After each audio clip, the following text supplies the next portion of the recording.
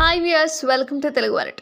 కాంగ్రెస్ అధికారంలోకి వస్తే పేదలకు ఇందిరమ్మ ఇల్లు ఇస్తామని ఎన్నికల సమయంలో హామీ ఇచ్చింది తెలంగాణ రాష్ట్ర ప్రభుత్వం అయిన కాంగ్రెస్. ఈ హామీ మేరకు తొలుత ఇందిరమ్మ ఇళ్ల పథకాన్ని ప్రారంభించింది. లబ్ధిదారులకు విడుదల వారీగా 5 లక్షలు అందజేస్తుంది. అయితే నియోజకవర్గానికి 3,500 ఇళ్లు మాత్రమే కేటాయించారు.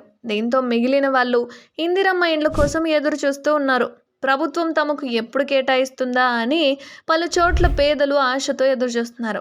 ఈ క్రమంలో రాష్ట్ర వ్యాప్తంగా పలు జిల్లాల్లో పెద్ద సంఖ్యలో ఇందిరమ్మ ఇండ్ల నిర్మాణం పూర్తవుతుందని అధికారులు సీఎం రేవంత్ రెడ్డి దృష్టికి తెచ్చారు.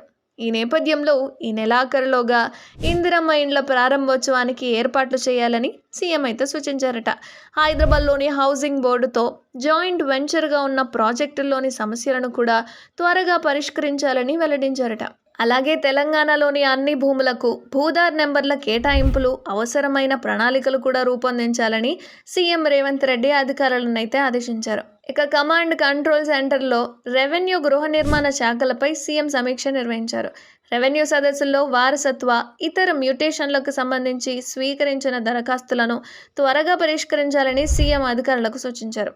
అలాగే సర్వేల విషయంలో లైసెన్స్డ్ సర్వేయర్లు పూర్తి చేసిన సర్వేలను రెగ్యులర్ సర్వేయర్లు వాటిని స్క్రూటినీ చేసేలా చూడాలని చెప్పి ఆదేశించారు. నగరంలోని ప్రధాన ప్రాంతాల్లో నిర్మిస్తున్న 10 కొత్త సబ్ రిజిస్ట్రార్ కార్యాలయాల నమూనాలను కూడా సీఎం పరిశీలించాడు. ప్రతి కార్యాలయంలో పార్కింగ్, క్యాంటీన్, ఇతర మౌలిక వసతులు అన్నీ కూడా ఉండాలని, ప్రజలకు అనుకూలమైన వాతావరణం కల్పించాలని సీఎం అయితే అధికారులకు సూచించారట.